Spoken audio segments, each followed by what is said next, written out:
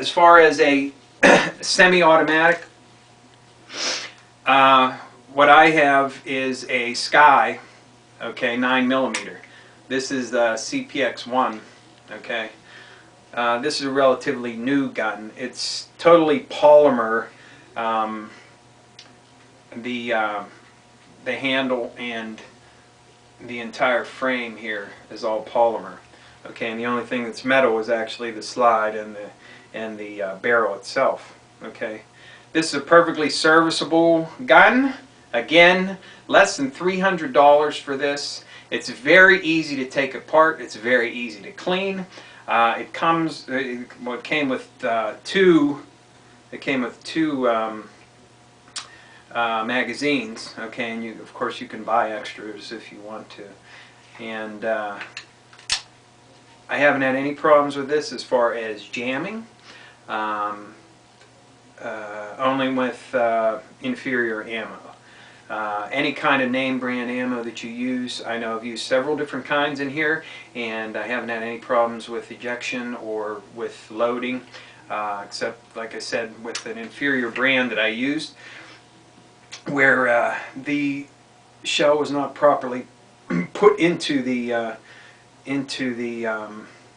barrel, and I had to rack the slide and eject it, but the next one worked fine. So I only had that happen a few times out of, you know, firing, I don't know, many hundreds of rounds that I've fired with this.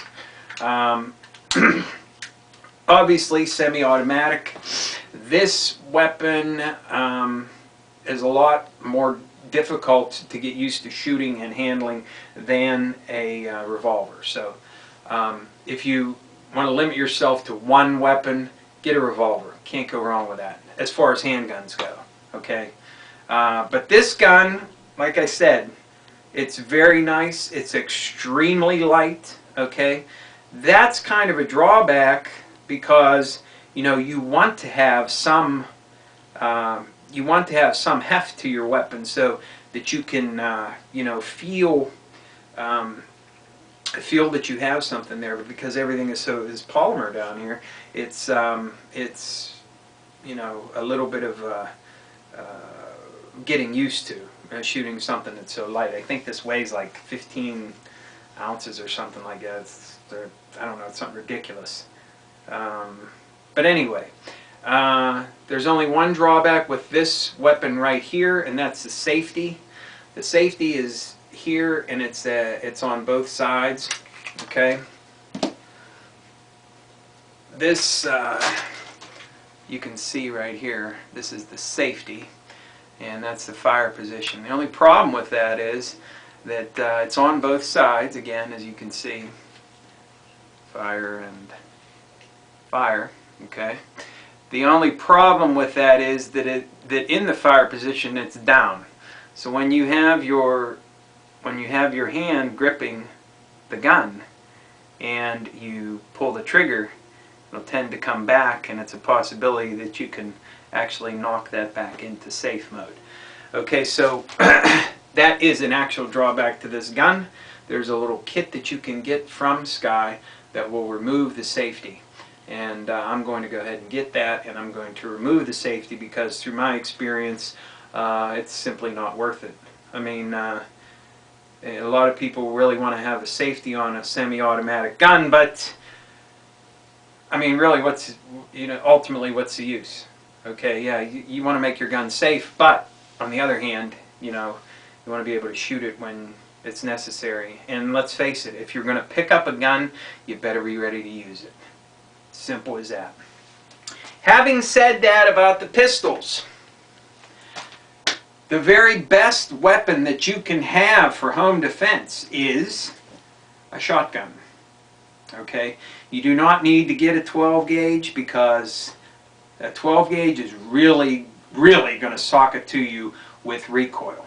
Okay, and especially if you're a small frame, if you're thin, if you're a woman, etc., you might want to go for something with you know, maybe a 20 gauge, something like that. Use buckshot because the spread will give you a better chance of hitting your target if someone comes into your house. You want to have some slugs also, which will definitely put down just about anything coming after you. I don't care how big somebody is. That's the same thing we said. Jacketed hollow point rounds, either in your 9mm, which I have them as well for home use, instead of the full metal jackets. And with the 38 Special / 357 Magnum, the jacketed hollow points will pretty much stop anybody coming after you. But really, for the best home defense is a shotgun. I have a shotgun. It's a 12 gauge.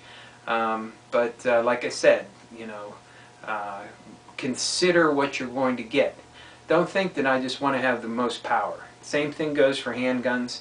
You think, oh, I'm going to get a 45 or I'm going to get a 44 Magnum. Well, you don't even know if you're going to be able to handle that. Same thing goes with a 12 gauge. If you decide to get a 12 gauge, or even if you can find a 10 gauge and decide to go up that high, you're talking about a lot of recoil.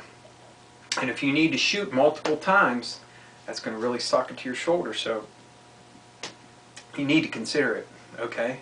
If you only get one gun for home defense, make it a shotgun. Can't go wrong with a shotgun. They don't call them room sweepers for nothing. Hope that helps. Thanks. Good night.